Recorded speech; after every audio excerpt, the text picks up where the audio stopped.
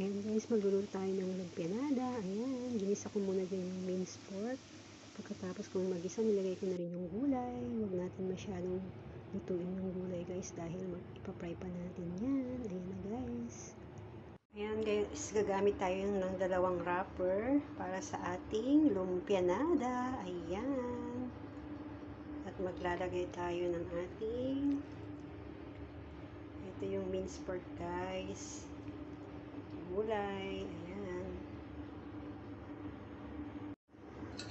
Ayan guys, pabilog siya. Ilalagay natin sa middle yung egg.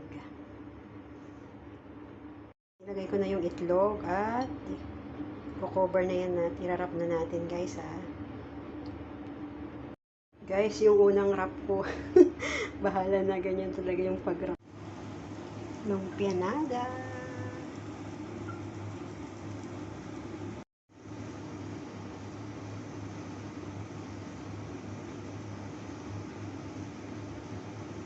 Ayan guys, luto ng ating lumpianada. Let's try. Ayan yung masarap nating sausawan.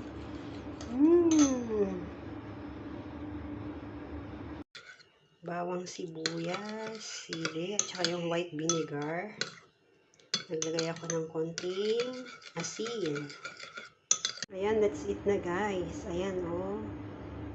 Sakto lang yung itlog. Hindi siya masyadong yummy.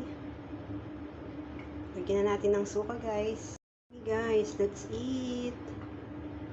Ayan, let's eat. Yummy delicious lumpianada.